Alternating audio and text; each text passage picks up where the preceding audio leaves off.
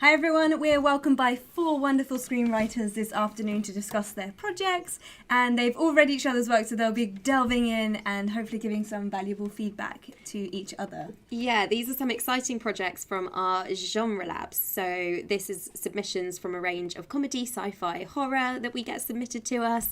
And we're looking forward to learning more about the 4 projects that we have selected today.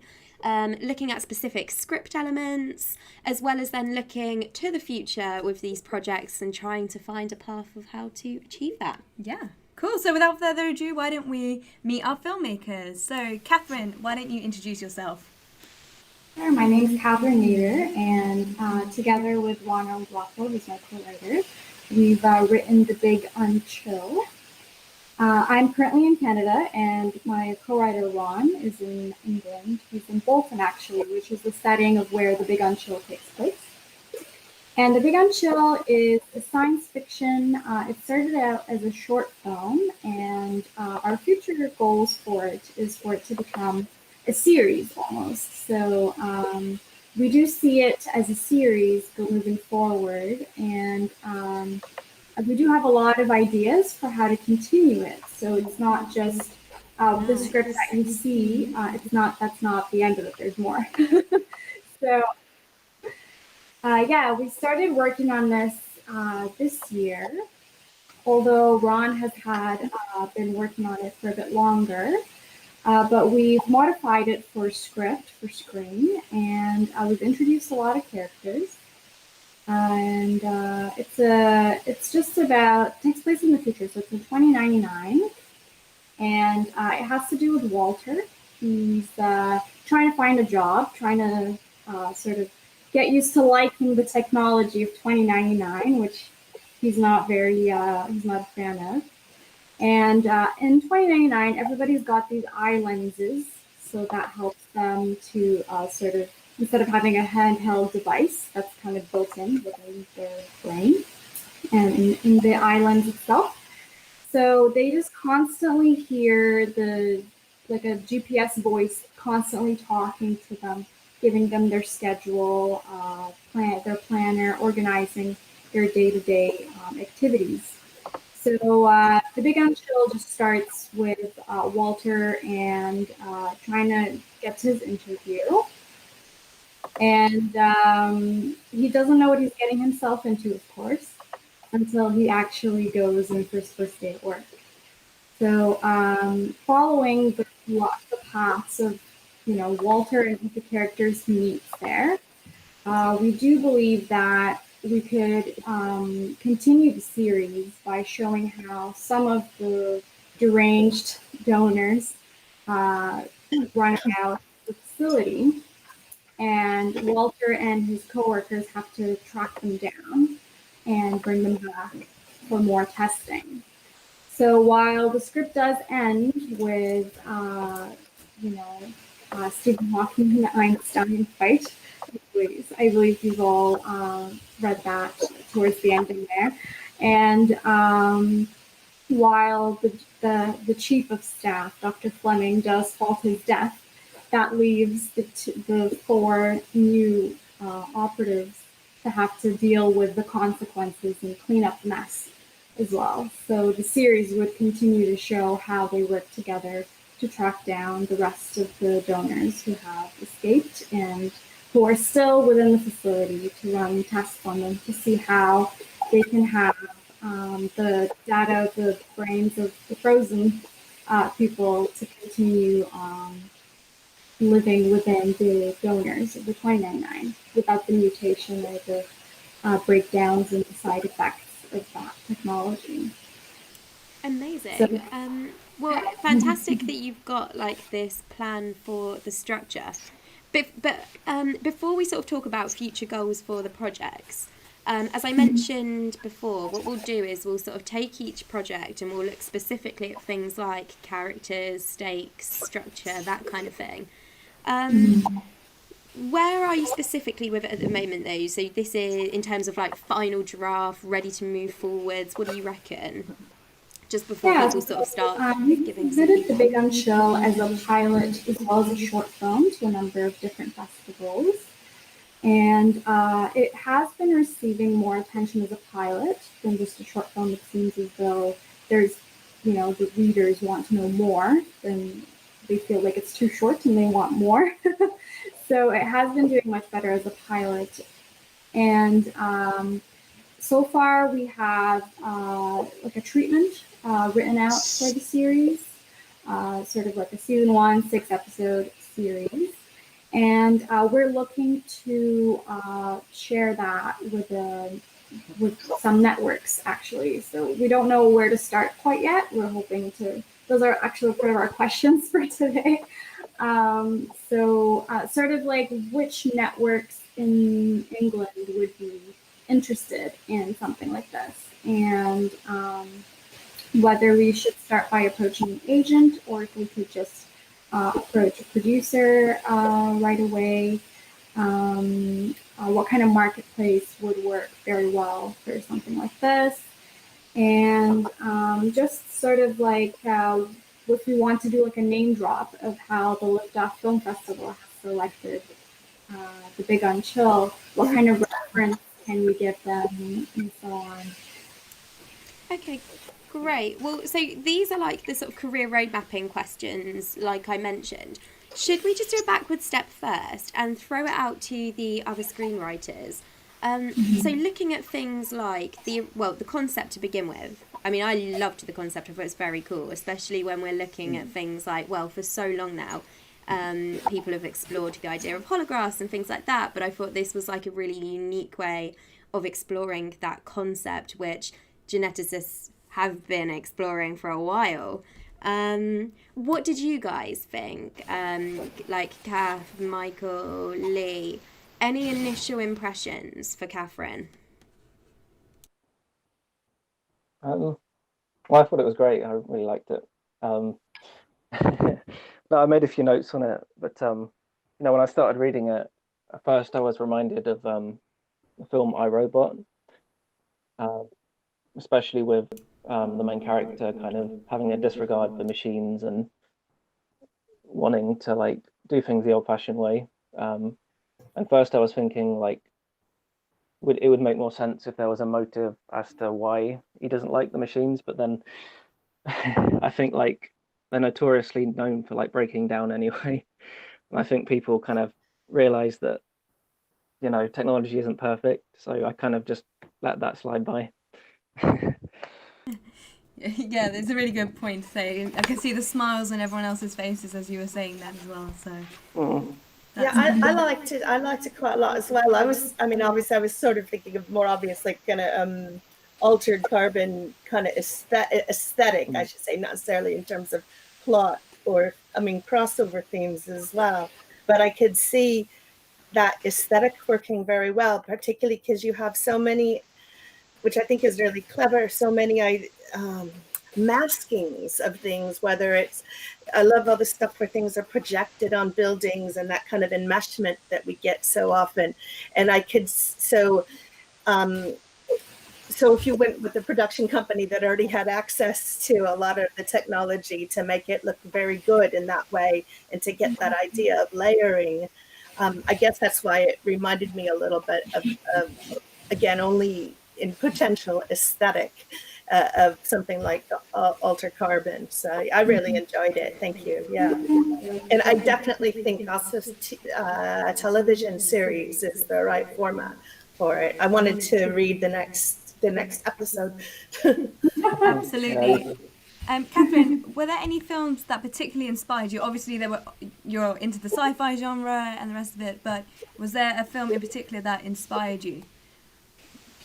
Well, there's a lot of series that are very exciting that I found have been a sort of an influence for this. So such as like Black Mirror or Altered Carbon, as you've mentioned in iRobot. You pretty much nailed it. I was going to say Black Mirror actually, but I think it's a little bit too humorous for a Black Mirror episode. Yeah. So I actually liked the humor a lot. And I thought that one theme that stood out to me conveyed by the humor was dehumanization. People are numbers. There are unethical experiments on prisoners. You can purchase your way out of the prison. There's a character, Julia, who's written off as an insurance loophole. But based on the weightiness of the theme, I really wanted more because I wanted that explored more deeply. So it makes sense to me that there would be more coming. There would be future episodes. But I really liked the world building, particularly prior to Walter's hiring. You're kind of immersed in the entire world of 2099, and I thought that was really good. Oh, one other point is that I like the title just because it's an inversion of the Big Chill. Funny, but it also Ronald Rothwell for that. But yeah. No, it's funny. It also kind of just frames the core question. Like what happens when all the frozen brains are unfrozen and these implanted memories in these greedy test subjects go crazy. So I just thought it was really cool to actually see the title pay off as you're reading it. Mm-hmm. Thank you. Cool. So, are there any moments in the script that you would like to discuss or you'd like some feedback from? Is there any bits that you're unsure of as one of the writers that you would like to ask your audience? Was there any, actually I would direct that question to any of them. So would you feel like there's anything there that you felt could be worked on more or developed more? Any particular scene in the script? I would be happy to receive any tips or suggestions. But other than that, we've pretty much written more than 10 drafts of this script. So I'm sure if I go back, I'll always find something that I need to edit grammatically. But in terms of the series plot, we have written a treatment to develop it further for a 6-episode series.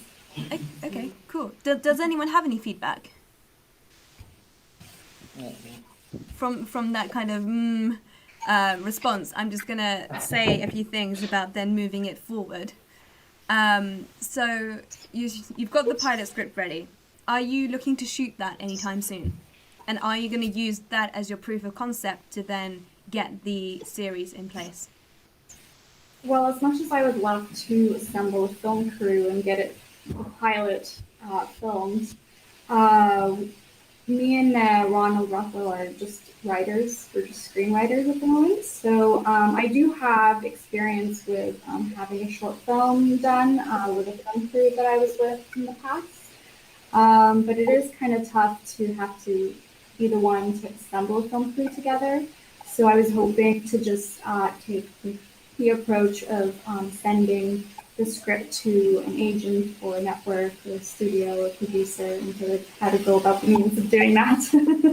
Sure. So you want a channel to commission the pilot? Mm-hmm. Yeah, fair enough. That was my main question, actually, was really the length. I wasn't sure, but that clears that up a lot. I wasn't sure from the length of the script what format it was really going for. But we've said it so many times, haven't we, how like mini-series are perfect. Episodic content is what's doing well at the moment. So that does make a lot of sense. And I think pitching it that way is sensible. I would say that if you are looking to just simply send your script off to production companies, agents, that's great. And if you succeed that way, that is wonderful. But a lot of the time I've heard different filmmakers say that it could be a short film to a feature or a short into a series, that if they've had something visual to display as well, such as that short pilot episode, then it's grabbed the attention of production companies way more than just a script, because they get sent scripts over and over and over and over again, thousands a week. So what's going to make yours stand out? And that could be something as simple as a scissor reel, which is basically just using other clips from films, other videos to compile what it is that you're trying to achieve. That works really well, and it has opened doors for a lot of filmmakers that we speak to. Yeah.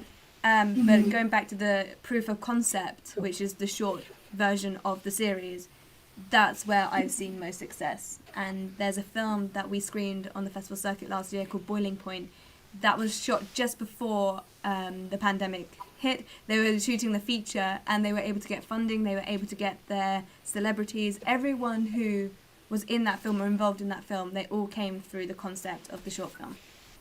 So it's just a different way to kind of look at it if you find that the traditional route isn't necessarily serving your purpose. Yeah, that was very interesting. I do agree about having that sort of reel or feature film or some visual aid to assist with marketing the script and getting producers' attention. Have you got any graphics? Have you got any artwork?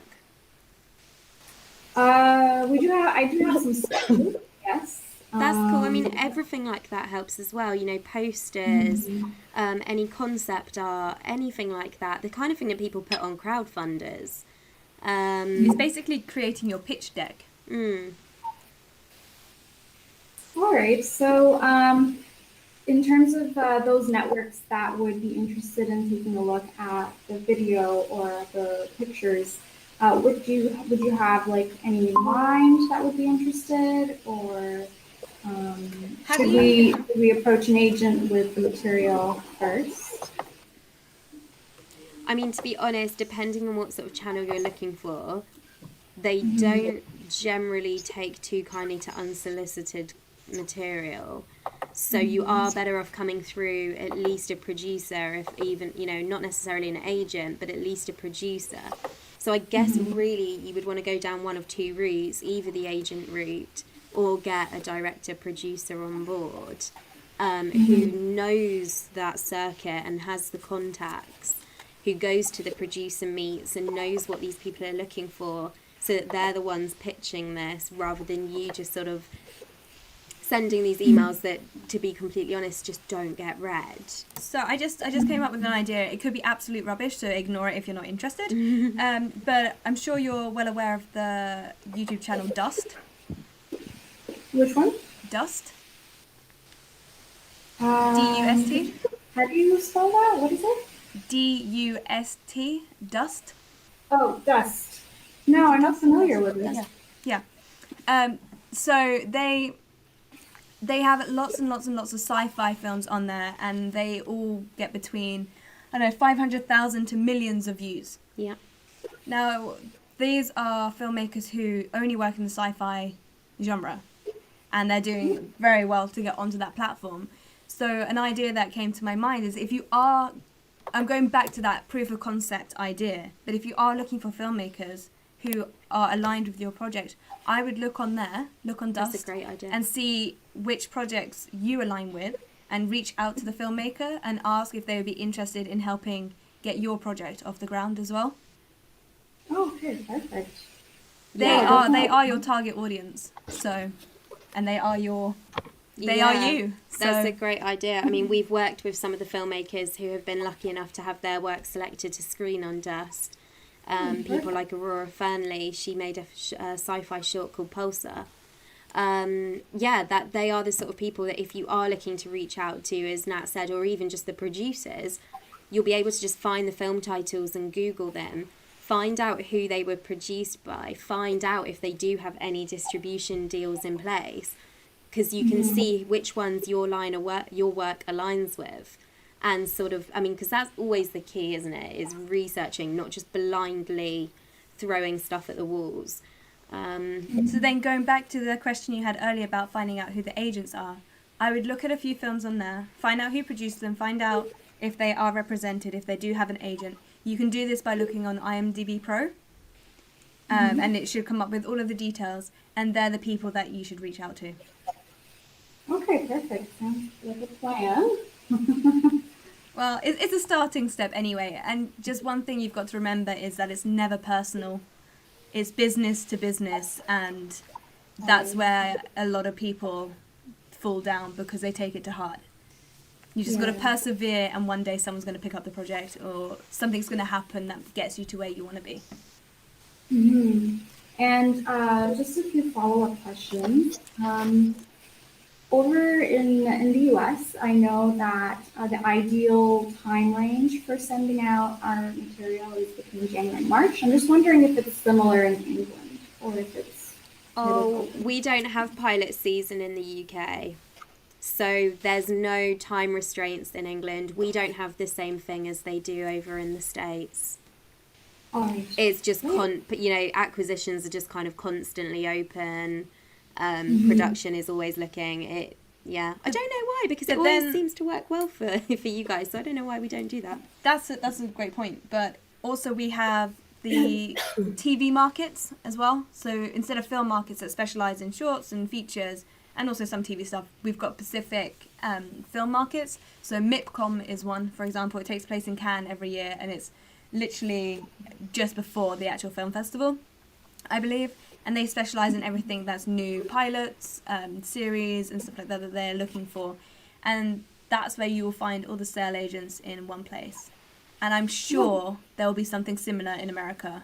I don't think at AFM they particularly specialize in TV or series, but it's coming. The movement's happening. So just keep an eye out on different things. Mm-hmm. And one last question is that we do want to mention how the Liftoff Film Festival selected the Big Unchill. So I was just wondering if you would be sending us some sort of, I believe you might be putting the information on your site for people to locate the scripts that have been selected on there, just by name. Oh, that's on our script database. So that's for Liftoff Network members. And that's for people who are looking to essentially get work off the ground with a script database. What we will be sending you all, though, are official selection laurels. And these are things that obviously you can put on, going back to the thing of having graphics, having a poster. If you have selection laurels, of course, it just kind of gives you your project that validation, much the same way as it does on a film poster. And it's the same thing. You can add it to your film freeway screenings and selections. So it pops up on your profile. I think Kathleen's done that for 3 other festivals. I had a quick look earlier today. So yeah, if you do that, other film festivals do look at it. And if you're using this as promotion, definitely put it into your pitch deck, put it into your EPK, shout about it on social media. The more that you have to talk about, the better it is for you. Okay, sounds good. Okay, cool. Should we move on to the next project? Yeah, cool. Thank you so much, Katherine. And obviously, just do keep chipping in if you've got any other questions or anything like that. But let's look at Spaceships over Corvallis. So, Kathleen, tell us a little bit about how the project kind of came to fruition. Or not yet has come to fruition. Where did the concept come from? Because it's there's a lot going on there.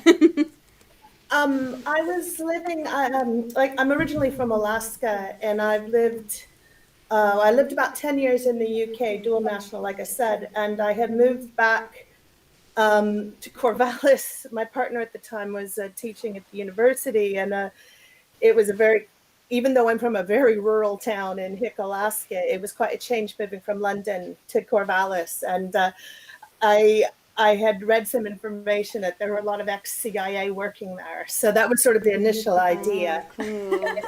That sounds insane. Yeah, it was a bit insane, actually. And also I was unemployed, so I had time on my hands. And I recently finished reading The Great Alone, which is set in Alaska, the novel that's doing well at the moment. And that's obviously rural Alaska, but fascinating to read about. Yeah, I was born in I was born in Utqiagvik at the top, but I grew up in a place called Kenai, which is about 200 miles south of Anchorage. But so I'm always sort of, in maybe like the screenplay, I'm always sort of balancing like the urban with the more rural. And Corvallis it's rural in a way I hadn't experienced because I hadn't lived in the United States proper really for more than a couple of years at that point, which sounds odd, but I'd never lived really in the lower 48 except for a couple of years in Seattle. And anyway, so 2008, I wrote the screenplay and I got accepted to the Berlinale Talent Campus at the Berlin International Film Festival on the strength of that and on a directed feature that I also made. And it was great, and it was such a wonderful opportunity. You know, I you're like, I have don't know. looked at this program over and over again, the Berlinale Talents. I think it's such a good scheme. I think Yeah. it's wonderful, and congratulations, because how many people get selected each year? Not many. I don't know. It's not many, so well done.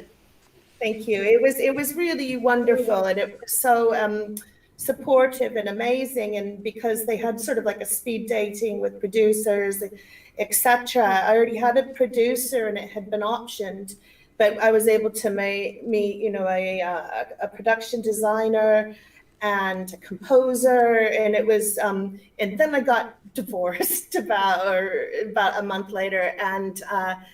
It was slightly painful for me because everything fell through as you would expect after the ending of like a 15-year relationship. And I just didn't, I've always been very responsible, and I didn't follow it up. So that's kind of the history of it.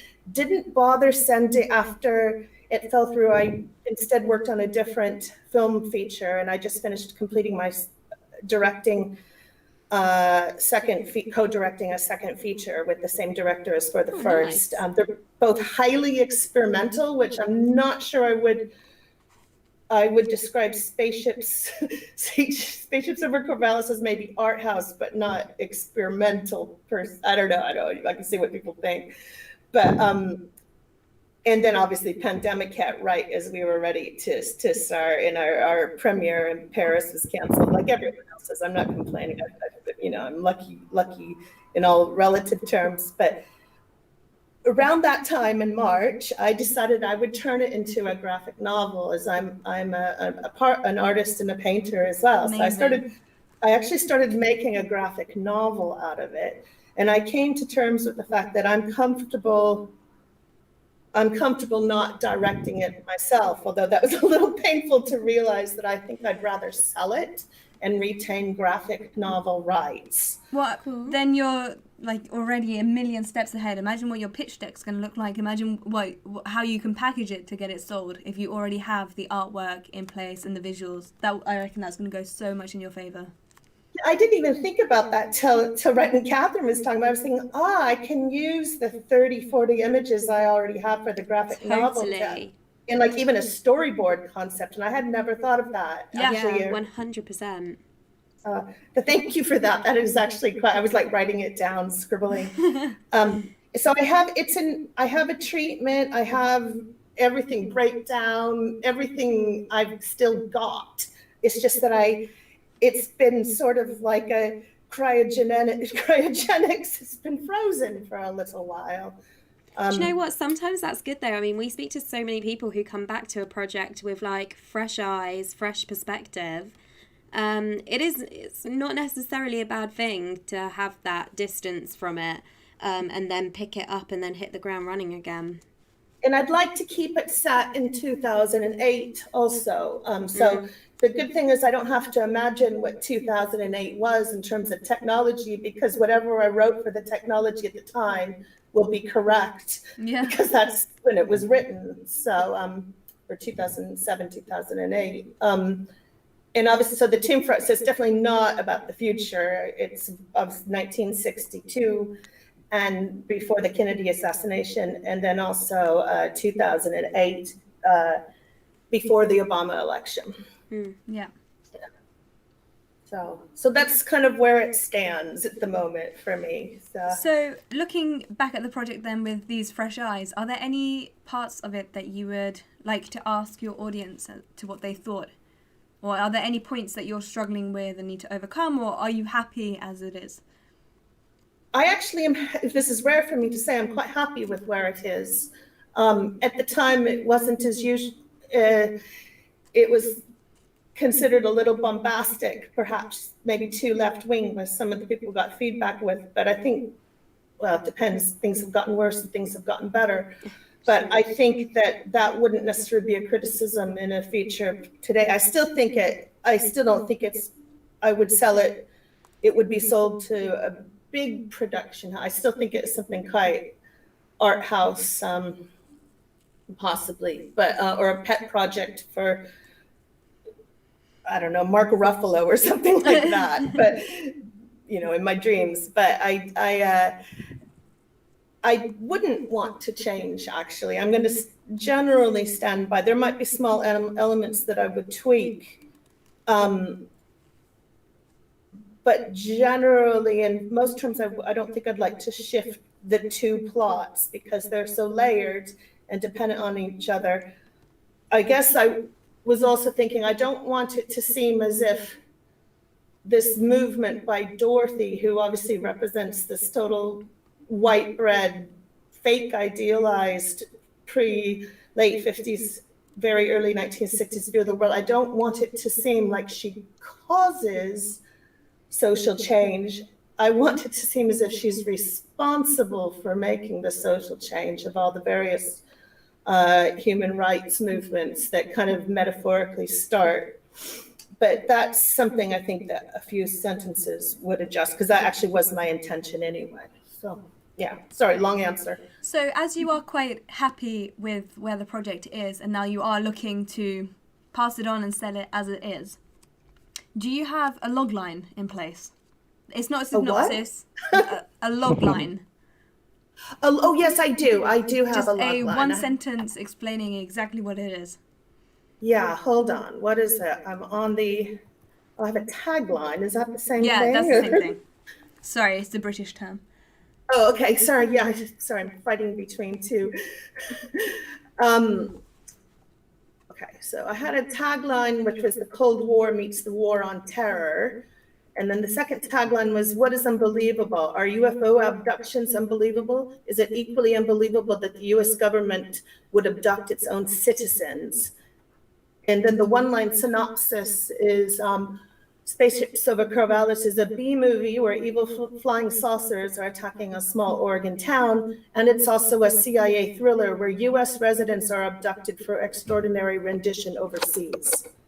Okay, cool. Yeah, the tagline, not quite what we were saying in terms of log line. I guess the closest to what we were talking about would be that one-line synopsis. Okay. We just get people at the markets, they want as snappy, and everyone says it's so hard. I mean, at film school in England, like, you have modules specifically on how to write good log lines. Everyone says it is like an art form in itself, but it is so important to nail that when you're pitching to, well, Katherine, if you're looking for agents, if you're looking for producers, anything. So I would definitely, all of you, work really hard on sort of pinning down those two sentences that somebody reads it and they know exactly what this project is. And they're excited by it. Yeah. So just to clarify, it's the one-line synopsis, which is... the one-line synopsis, yeah. So what Claire was saying is when we are speaking to sale agents or distributors at the markets, and we kind of juice them up a little bit when we were there in the meeting, they say to us, okay, great, send us the log line. Send us that one-line synopsis. And then if they like that, they'll ask to see the longer version of the synopsis. And then if they like that, they'll ask to see the script. So you've got to get down those barriers. So you've got to make sure that you give yourself every chance of selling this project in those two lines. Claire mentioned it earlier about sending scripts from an unsolicited kind of place. So from someone that they don't know, they're literally just going to discard it. Yeah. So if you are unknown to them and you're new, you're fresh meat, the best way to contact them would be like, I've seen some of your work. I can see that you're representing XYZ. I feel like we're on similar paths. Whatever the introduction may be, but just include the log line. Don't bombard them with anything. You can say... you don't put a link in, don't attach the treatment, don't attach the one-page synopsis, don't... Because I have all of it. Yeah. And it's good to say you have it. Yeah. But as Natty said, I definitely wouldn't go attaching scripts. Okay. You know, a link to a treatment, sure, maybe. But yeah, just add a simple line like, if this logline has sparked your interest, attached you can find the lookbook, EPK, pitch deck, whatever it may be that you want to attach. Yeah. I look forward to hearing from you, whatever it may be. I mean, at heart, this is my issue. I have huge blocks about elevator pitches, etc. Lack confidence about it. Yeah, it was an issue for me with promotion of the first feature as well. I really dislike networking, dislike, I'd rather have someone else do that type of thing. And so I realize that that is also part and parcel of it, but this is part of my own issue of not, I have it prepared in text form, but I basically don't like the hustle. So, well, that is totally fair, but then that's also then maybe the same as Katherine. Maybe you should be looking to get a producer on board with you as well, because that is supposed to be what their skill set appeals to. Sure. They're supposed to have these contacts. They're supposed to know how to approach people. Not like a backdoor entrance to a company, but you know, that's too far into like nepotism, but they are supposed to have contacts. Like that's what they're supposed to be bringing to the table. And when you're looking to get a producer on board, obviously, like, it's not really a question of you interviewing them or them interviewing you. It's got to be a mutual, we can both see a path forwards with this project. We think we'll be able to work together well, but also they should be saying to you, these are the companies I've worked on before. This is why I like your project, and it's why I think I can take it forwards. So, if you don't feel like that's something that you want to do, that's completely understandable. So get someone on board who excels in those areas, because you've done you've done the hard work and got the project conceived and written. So now it's just getting people who can help you see it materialized. and I did have an excited producer as well, and attached crew, casting agent, all of it. I mean, one of my major questions is, so I now live in the UK again, and obviously this is set in the United States quite exclusively.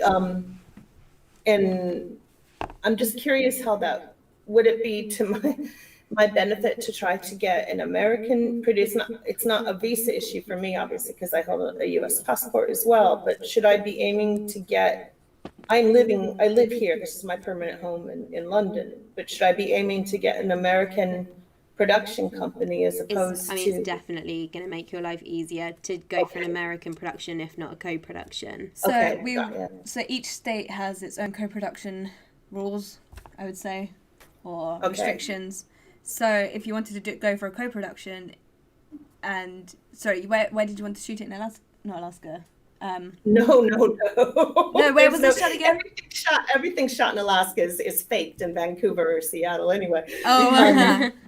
Oh, all of it, from northern exposure to anything else. But no, I would like to shoot it on location in either Portland and Corvallis, or a place called Medford, which has a huge studio also, where a fake spaceship could be built, and or potentially Vancouver and Canada also. Well, but then if close. You've got those locations in mind, I would look at getting a UK production company, an American production company, see who bites. But if you're based in the UK and you use an American production company, then you can get tax rebates. Okay. But look at where offers the most, and if it does suit your script, that sort of thing will help you. Okay, but first of all, I would see who bites and what plan you can make around that. Okay, that's great advice. Thank you. Whew. I hope this is helping everyone else as well. Yeah, definitely. Yeah. Perfect. Yeah, I've made a few notes. Like you mentioned stuff. Yeah. Cool. Kathleen, did you have any other questions or thoughts, or did anyone else have anything they'd like to share? Yeah, what did you guys think of Spaceships over Corvallis? Were there any immediate impressions? Anything that, any feedback for Kathleen? I think like the way you intercut like 1962 and 2008 was quite well done. I mean, I saw the whole thing as like as a lot of UFO type movies often are, as like a political allegory for the times. And I think that definitely shines through in the 50s. We know with the classical UFOs, and then in 2008 with terrorism, which is like the modern day equivalent. And so I think the way they're cut together was really well done. Nice. I have a slight question on that. Obviously, whenever I'm talking about fake aliens, it's showing on screen undocumented workers and vice versa. So I've purposefully I purposely reversed what you would normally be seeing on screen. I had tried it with a little short to see what it worked, and it causes a little bit of cognitive dissonance, but I'm just wondering how people reacted to that choice. So I actually like that. That's one of my notes, that there's a sense of humor throughout, which I like. For example, scene 13, which plays with the meaning of the word abduction. So that's actually one of the things that I really liked about the cross-cutting of the parallel storylines. Just to second that, I thought that the parallel cross-cutting construction was one of the highlights of the film. Oh, okay. Thank you. Yeah, I agree with that. Yes, I really found the direction very interesting and creative, which makes sense because you said you have directed. So I really like how you had like the camera following the character, especially like that scene where Will is running home and the camera like stops in front of the door as he's slowing the truck and sort of like keeping us out. I really felt very engaged in that, and if I had some role with, you know, the filming and the direction it took. And I found a lot of the scenes with Dorothy reminding me of some scenes from Doom Patrol. I know they're not very similar, but From what? Sorry? there's a series called Doom Patrol. Okay, I haven't watched it. Okay. So I found like some scenes with Dorothy reminding me of some of the scenes from Doom Patrol, just that direction, but also sort of like that blank stare or looking into the sky. Yeah, it was just really, really creative, and I found it was very interesting. I really liked how you used like follow the bees and all those little clues and hints. That was really, really smart. Yeah. Doom Patrol. Okay, I'll check. And is that set in like a kind of late 1950s, early 60s? It just shows a lot of the backstories of the characters from the 50s and 60s and modern, and it keeps going back and forth from the present day to that time. Yeah, so I found Dorothy very similar to one of the characters in that show. Yeah. Cool, I'll check it out. Thank you very much. Cheers. Nice. Nice. Both of you. Thank you for your feedback. Yeah. Let's move on to the next project. Which one? Yeah, so should we look at Michael? So let's look at Three Strikes. So Michael, where did the idea initially come from? And how long ago did you first sort of start this project? Oh, okay. So that's an interesting question. So prior to Three Strikes, I had written a space opera, a drama with dark themes that takes place in the 31st century called Annihilation, which was lucky enough to also be an official selection of the Genre Lab this year also. So I said to myself, how can I introduce the concept of time travel to the same narrative universe 1,000 years earlier in history, also making an absurdist romantic comedy that ultimately connects to that futuristic story in a credible way. So The Annihilation was written in something like 2013, and Three Strikes was written in something like 2015. Three Strikes itself is, I guess, a time travel story about a physicist named Lucky Strike who builds a time machine only to end up stuck in an infinite regression in which he confronts alternate reality versions of himself, attempting to make changes to important aspects of his life. It's also a romantic comedy in that over the three timelines in which we encounter the three versions of Lucky, he ultimately comes to understand which of the women playing an important role in his life is his soulmate. That took me straight back to a film called About Time. A little bit similar. But obviously it's only because you mentioned it was a romantic comedy and he's trying to find his soulmate. I think it's a great concept. When I was reading it made me smile a lot. So yeah, and I enjoyed that film and the book of that film. So yeah, I agree. Definitely reminiscent of that. So tell us a little bit more about like Krista and Lucky's characters then. What do you see in terms of like the character development and that sort of thing? Focusing on Lucky, but Chris, the relationship between the two. Oh, yeah. So I think what I was trying to do is show that so that each character kind of has three different versions of themselves, but their characters are consistent across timelines, And so in some cases, it's not that they lack free will, it's that to some extent they make the same mistakes. And one of the, I guess, mistakes that Lucky could make is that he could think that Rhiannon is the one for him because in theory she's the more, I guess, kind of presented to him by the universe as like the objectively right choice. But it turns out she isn't. And so he kind of figures that out. And one of the conceits of the film is that the actual narrator is Krista herself. She's the one who has the voiceover, and it's actually her telling a story to her daughter with Lucky in the third timeline. So she actually has some sort of cosmic knowingness or awareness of what's happening because there's some sort of mystical, there's something intrinsically mystical about her train accident at the beginning of the film. Yeah. It's a good hook. Yeah, it's definitely a strong, impactful beginning with those images, with the train and the prosthetics going into the different setting. No, it's very cool. What are you guys' thoughts on this? Anybody's opinions on the story arc, the structure? Any comments? I just love how it was set up right at the beginning it's such a small thing, but I think it's a detail that makes such a huge difference about this idea about being split into three with the accident rather than most people would think of it being two in some ways. But the fact is it sets it up nicely. And you remember this later on when you start getting Lucky's 2 and 3 showing up as well. And I thought that was so clever. I just liked I liked all of it. I thought it was extremely funny and poignant. And I also liked that Crystal was the one at the end, which was a little surprising.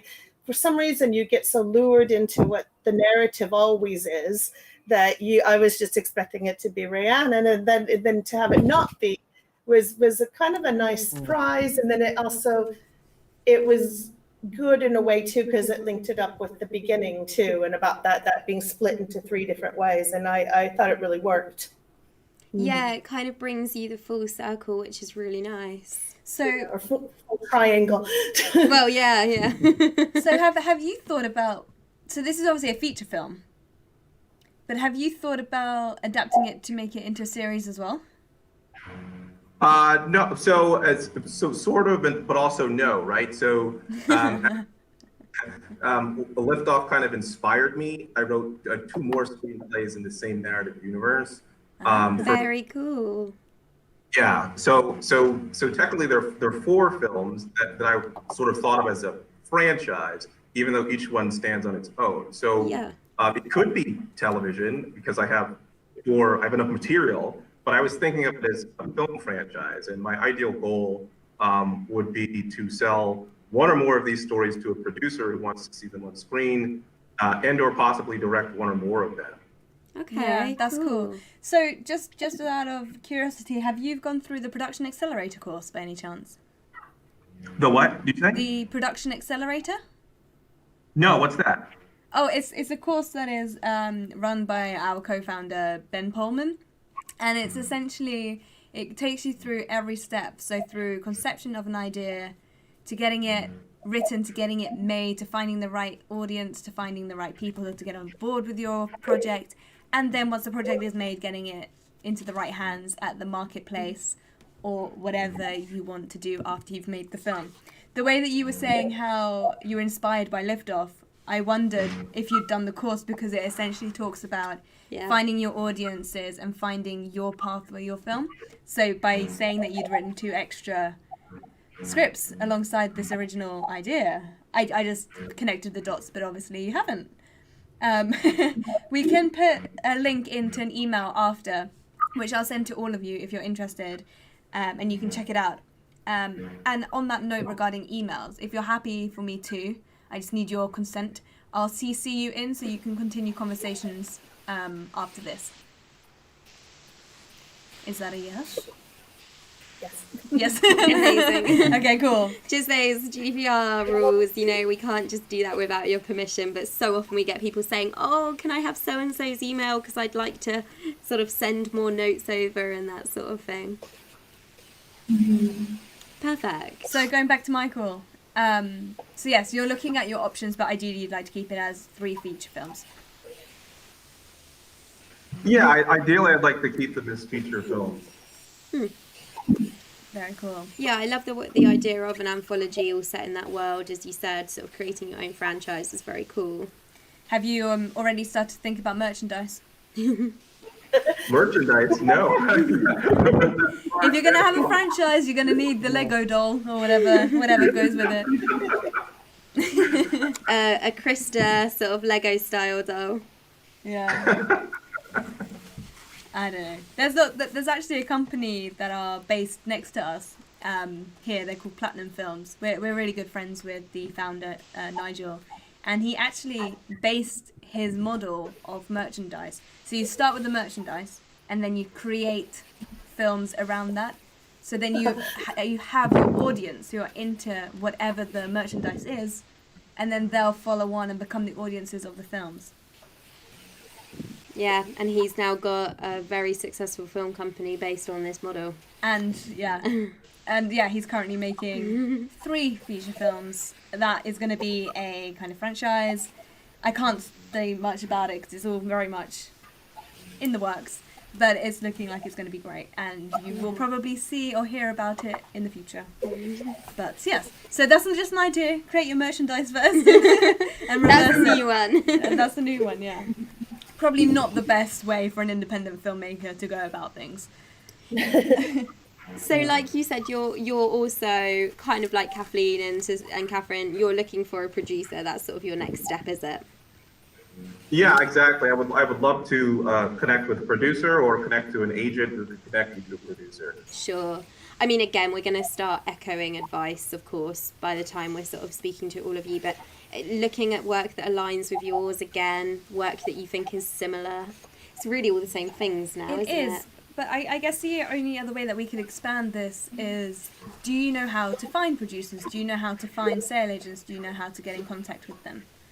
And we use a wonderful platform called Cinando.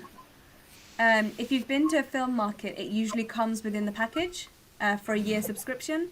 I don't know how much it is outside of the film market badge, but I think it's around $150. I looked this up for someone not that long ago, but I mean, yeah. But if you are attending AFM, for example, the American Film Market, Cannes, Toronto, they're all in partnership with Cinando. And basically it's a directory where all producers, well, maybe not so much producers, but definitely sale agents, distributors, producers are on there as well. All of the major companies are in there. So all you can do is find out who it is that you're interested in, Google them, or use Cinando's search bar, and their company information comes up. And within that, there's either phone numbers or email addresses to the direct person you're interested in.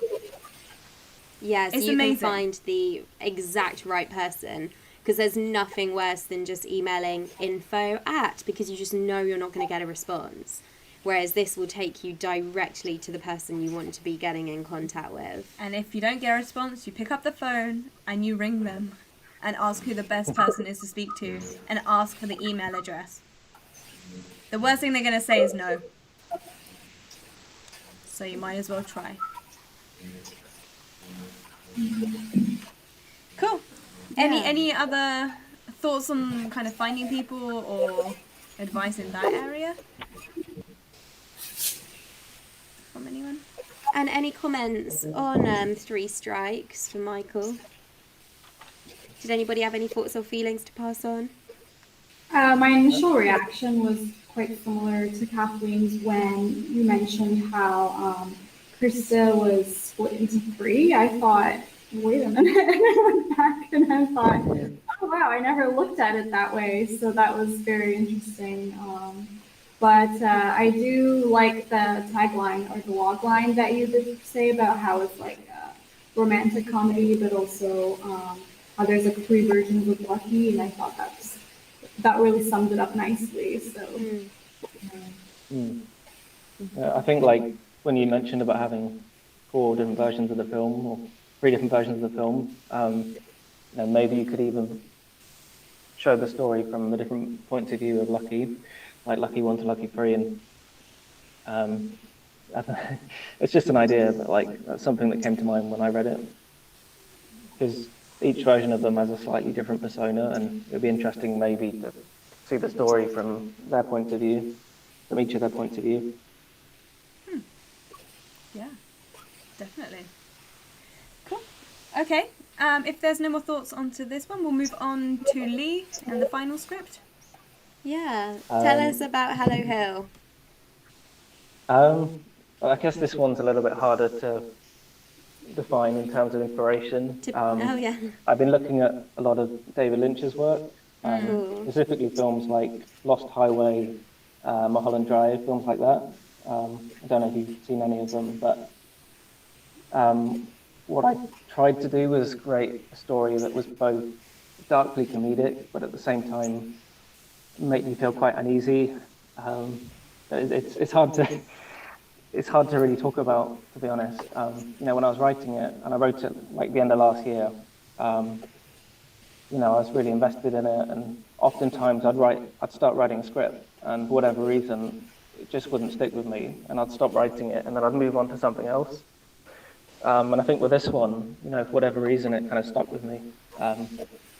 As I said, I was inspired by a lot of David Lynch's work, specifically Mulholland Drive. And I wanted to explore the two predominant themes in the story, which are creation and destruction, Nice. with the first half of the story relating to the theme of destruction, and then the second half relating to the theme of creation. But yeah. Sounds a little Lars von Trier-esque as well. Yeah. But no, I'm interested to hear what other people have to say about it, because I've showed it to a few other friends who I work with. But yeah, I just like to write things that I would want to read myself, and I like independent art house films. I like films that give you an experience where you're like, what was that kind of thing. Yeah. That's not to say I don't have a clue what I'm writing, but So is the that's just plan to the shoot reaction I this? like to have when I walk out of the cinema. So is the plan to shoot this? Have you sort of got a team on board? Because I'm guessing this isn't a project that you want to sort of take to agents or channels. Is this a film that you want to see shot fairly soon? Not necessarily fairly soon. I mean, if I had the budget to make it, then I'd gladly go ahead and make it. But I don't want to. I mean, I'm working on a script at the moment that's written deliberately with the intent to be filmed by me. So it doesn't really have a budget in mind. It's Sure. like CGI or anything like that. It's all practical. So that's kind of what I'm focusing on. And as for Hallow Hill, if like you were saying about going to a producer or an agent, if that happens and it does get picked up by someone who's interested in that kind of production, then I would gladly, want to make it. No, we just say, because obviously you think it can be trickier with short content.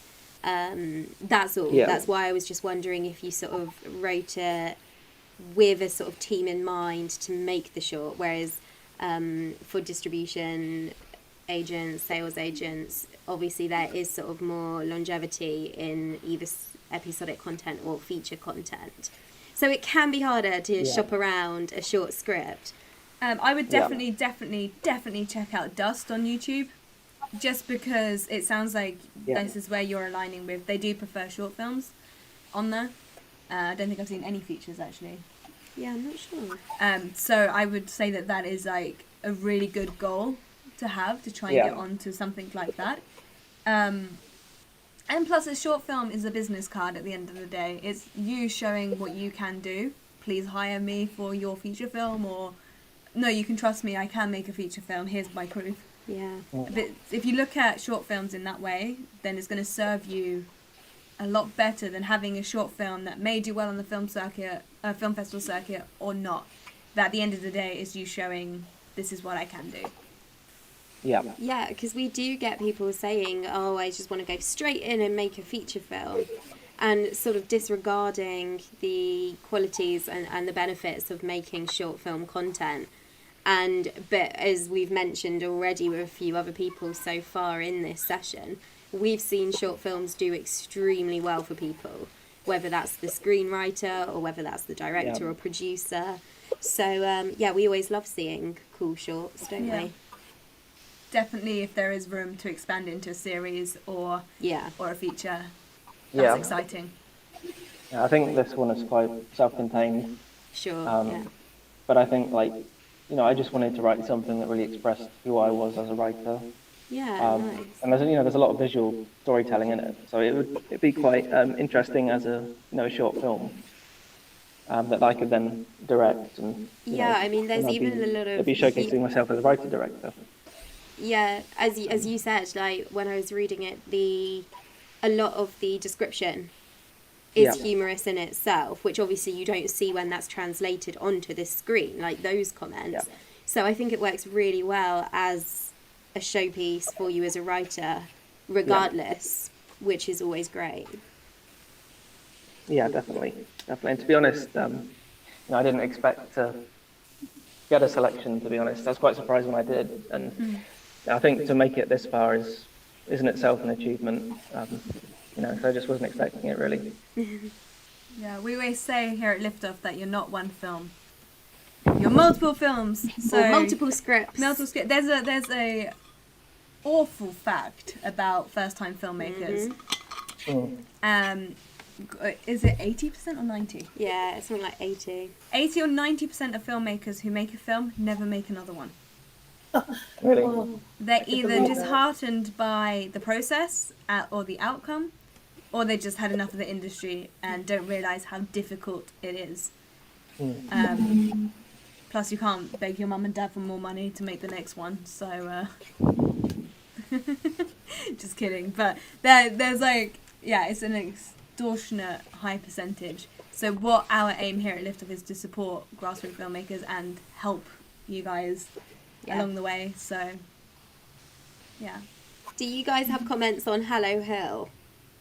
Feedback for Lee? Yeah, actually, as you were explaining about what kind of what you wanted from the script or what kind of reaction you wanted the audience to have, I think you really established that, because I did feel uneasy, but it was like I was on the edge of my seat, kind of like, oh no, what's gonna happen next? It was as if I was watching a horror film, so it had that same effect on me, and it really does have that dark comedy that you were talking about. And I really liked how it was towards the end. I was kind of grasping the idea of how it was like a creation theme sort of that we had going on. That's pretty interesting. And I wasn't sure whether to give it a horror title, because obviously it's a science fiction. This is a sci-fi festival, but talking about how that kind of made you feel uneasy. I'm looking at the works of David Lynch, and if you look at something like Mulholland Drive, there are scenes in the film that are like laugh out loud funny, but then you get to the end and the credits roll and there's this eerie music, and you kind of left kind of disturbed. And I wanted to write something that kind of gave you the same reaction. Yeah, I kind of had that eerie music playing in my head while I was reading your story. So, I could tell from the title that this was going to be scary. Kind of Wicker Man. Yes. Or maybe it's a different kind of horror. Yeah. Well, cross-genre is doing very well at the moment as well. What isn't cross-genre though? There's like so many things. Yeah. And we always see how well horror goes down at the markets because of having that subset audience already laid out for it. A clear route to market, as those companies always say. So, yeah. I really liked it. I was just wondering, I was thinking in terms of how to make it during a pandemic, having a lot of friends who are actors, and a couple who have done their parts virtually for theater productions, and even I think one film, and it seemed to be interesting acting on Zoom as far as an experience for them. But I think if you had one dedicated, or 3 dedicated friends, this is something that easily could be shot at the moment. And I know that people say that you need 5,000 or whatsoever, but you can also do it on 200. And I'd really 100%. recommend checking out Yeah. low budget cinema in the UK, like Exploding Cinema has so many really quite cool films they show a lot in Exploding Cinema, all of which are no budget. Yeah. So I mean, obviously I have an advantage because I went to film school and acting school, so I have contacts. But you can find that on Shooting People as well. And Yeah. and you could film this within a month, and if you had a person willing to edit it, and you will find those people on Shooting People, you could have it or if in you 2 don't months. want to You have a pay very them, nice then calling card. I would recommend getting it under 10 minutes though, but that's just nothing to do with the script. It's just I learned the hard way. Yeah. It's someone who made my attention first span. feature that was 120 minutes. Let me tell you that the second feature was 90 minutes because Right. it's hard to sell. Sometimes it's best to keep to either the 10-minute or the 90-minute. But that's, I realized 100%, we I would always have hated say. to hold that myself. But Yeah, I now I mean, think between that's like why. 8 and 15 minutes for a short is going to be a lot more programmable than something longer than that. It needs to be exceptional if it's over 15. Yeah. Shooting People is a great website, but it's not free. If you did use something like mandy.com, that is Yeah. free to use, and often you see the same people on there, so that's just another one just to mention. Although projects I used to work on when I was doing freelance casting, I did find some great stuff on Shooting People. But yeah, mandy.com is free, so always good if you're doing, low budget work. So I had one comment, or really kind of like two.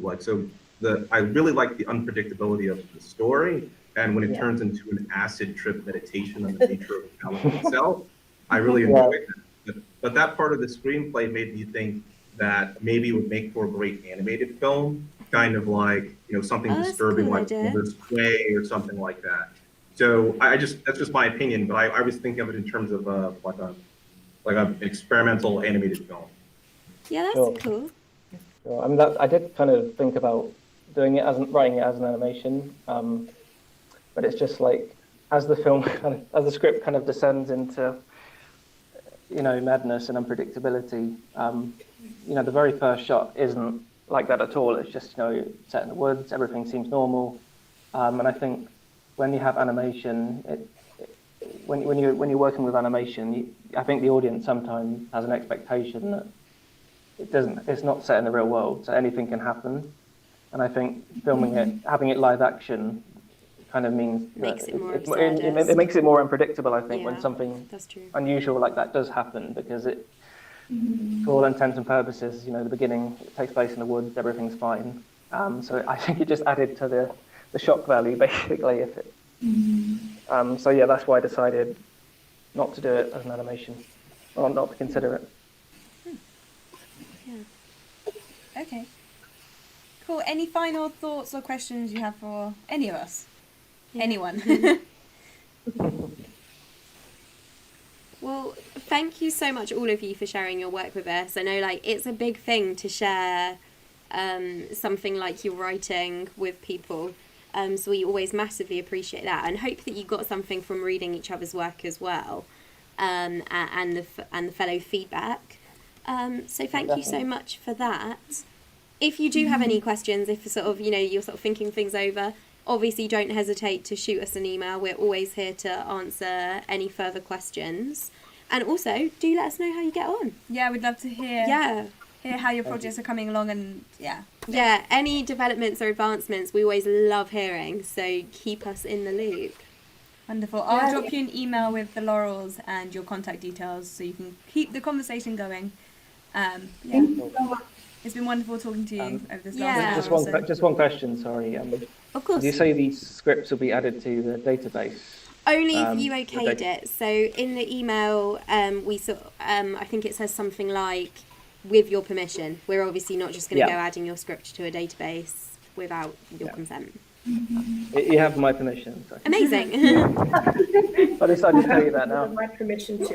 Great. Was that everyone then? Looks like it. Great.